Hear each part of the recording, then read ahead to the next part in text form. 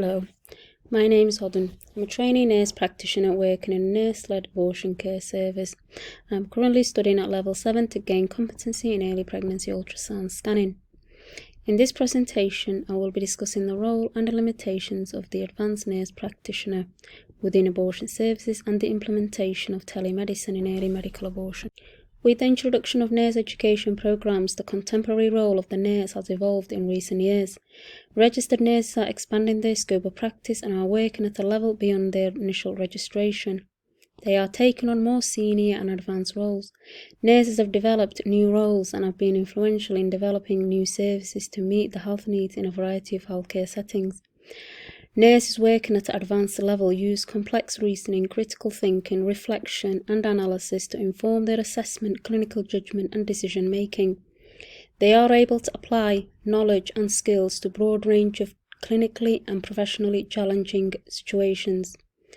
There are many titles that consist of senior and advanced clinical practice, as seen on the current screen. Royal College of Nursing 2018 defined advanced practice as a level of practice rather than a type of practice. Advanced nurse practitioners are educated at master's level in clinical practice and have been assessed as competent in practice using their expert clinical knowledge and skills. They have the freedom and authority to act, making autonomous decisions in the assessment, diagnosis, and treatment of their patients. The four pillars that comprise of advanced practice are clinical practice, leadership and management, education, and research. Abortion care is safe, legal and widely accessed service in the UK, with 1 in 3 women having an abortion before they are 45 years of age.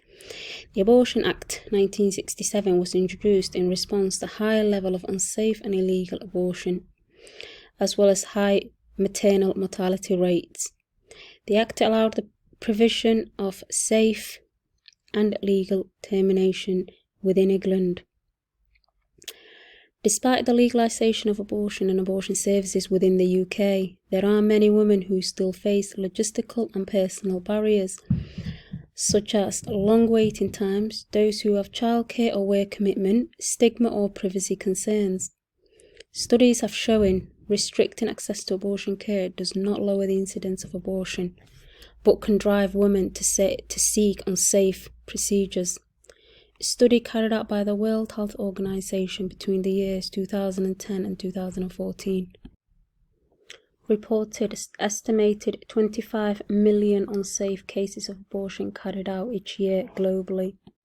There is a recognized need to extend nursing skills in abortion services. This is partly driven by the lack of medical practitioners available to perform termination of pregnancy. A recent publication by Sheldon and Fletcher in 2017 highlighted the advantages of this move.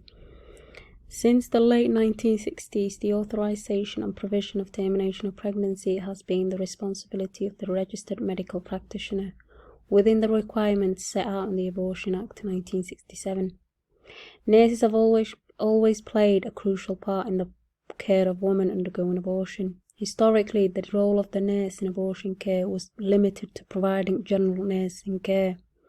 However, recent advances in abortion methods, especially in medical abortion methods, have led to the development of new nursing roles, such as advanced nurse practitioners and nurse consultants, to provide more holistic nursing care for women undergoing termination of pregnancy.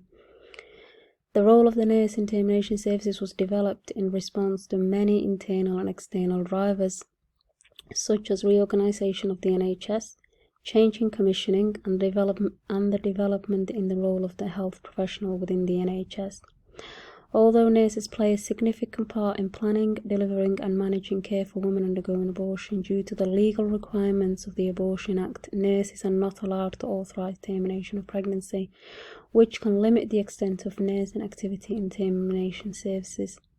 But under the supervision of registered medical practitioner, nurses can now plan, lead, deliver, and manage a significant portion of care for women having termination of pregnancy.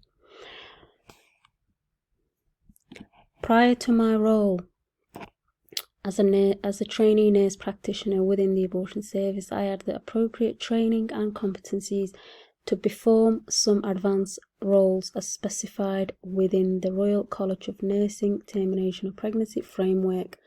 My current competencies and my future competencies can be seen on the current screen.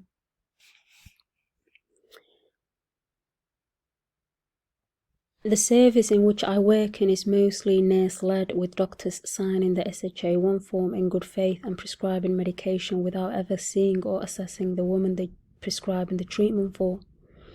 Taking into account the specialist education and training that advanced nurse practitioners have to undertake, it's evident that they are more than qualified to plan, deliver, manage and evaluate abortion care within their scope of practice and the limitation of the Abortion Act 1967.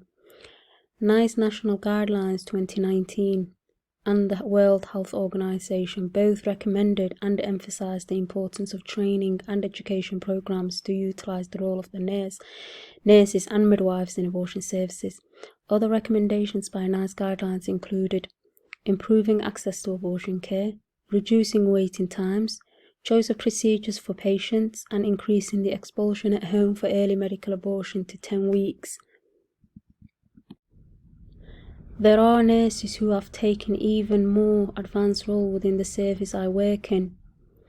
They have undertaken further training to become specialists in family planning, to become non-medical prescribers, as well as completing training and packages to perform manual vacuum aspiration of the uterus, MVA, for the purpose of miscarriage or retained product of conception.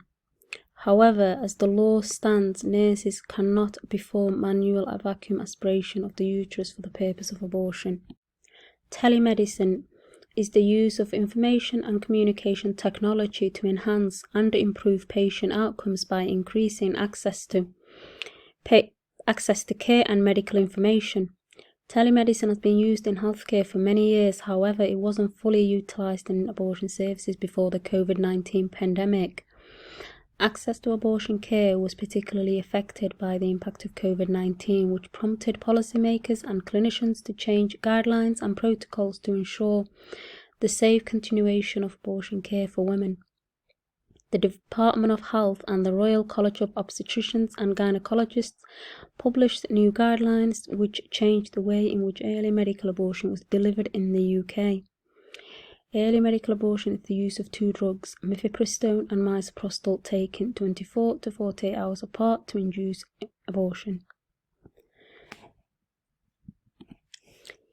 Until 2018, any woman who wanted to have an abortion was required to attend a government-approved clinic or hospital for the administration of both stages of early medical abortion, despite evidence showing this made access difficult for some patients.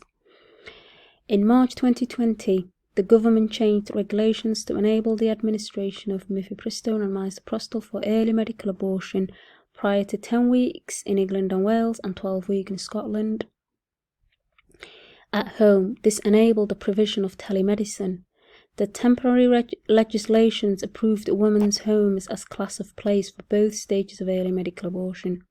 This process allowed consultations which previously required patients to attend clinic or hospital setting to be seen by a nurse, midwife or a doctor to be carried out over video or telephone, and medication being received in the post or collected from clinic. This allowed fully remote abortion service. The remote service was called No Test EMA. There were concerns raised from anti-abortion campaign groups, politicians, as well as medical professionals of the efficacy and safety of No Test EMA.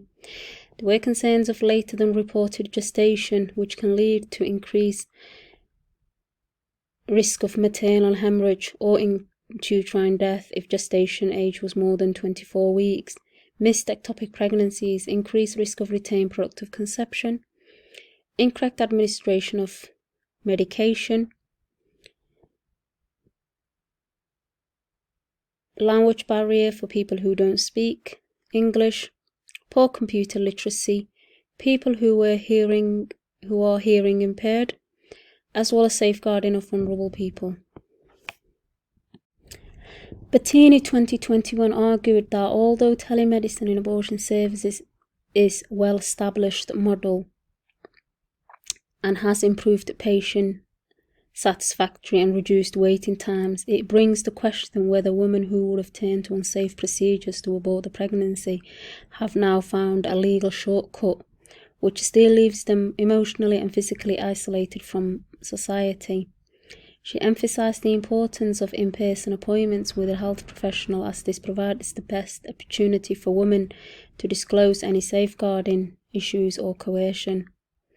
Central to the safeguarding concerns raised in the aftermath of telemedicine in abortion care is the worry that consultation carried out over video or telephone can prevent health professionals from identifying safeguarding concerns and responding to them effectively.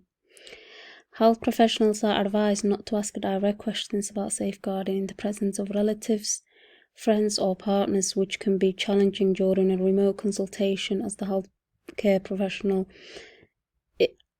is unable to verify if the patient is alone.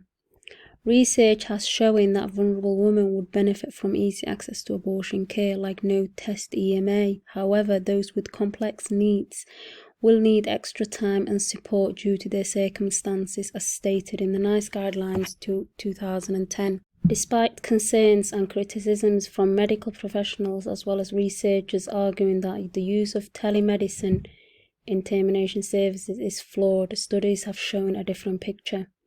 Since the implementation of telemedicine, studies have shown the benefits of the service, such as accessibility, patient satisfaction, and safety. A large study carried out by Aiken et al. In 2021 has shown the use of telemedicine in early medical abortion, including no-test EMA, is safe, effective, acceptable, and improves access to care. This new model was proven to be no inferior to the traditional model used in medical abortion, and the study also found no evidence of lower success rate with the telemedicine model. Parsons and Romans 2021 backed up Aiken's findings by stating the safeguarding concerns raised from remote consultation were misplaced, and argued that there's no reason why safeguarding cannot be carried out during the provision of telemedicine EMA to the same standard as during the provision of in-person EMA. They went on to argue that evidence suggested safeguarding efforts may be improved where telemedicine EMA is available, as victims of abuse may find it easier to access such a service without the abuser knowing, as this can make it easier for them to find time alone for remote consultation than to account for one's whereabouts if they had to attend in-person appointments. The way in which the service I work in implemented a change was by making the initial consultation by a telephone consultation to limit the spread of COVID-19 infection. Patients still had to attend clinic to have an ultrasound scan, to sign the consent form, and to take mifepristone. In the future, if we do move to fully remote service, including no-test EMA, there would need to be a rigorous assessment process, further training and support for the staff to adapt to the new model, and to maintain patient safety. There will need to be a new format for consent forms, which currently require patients to attend clinic to sign them. Implementing a robust follow-up post no-test EMA with the option for patients to attend clinic or have the treatment in hospital if they prefer can improve this service for vulnerable patients. Inadequate follow-up was one of the criticisms of the Aiken et al. Study.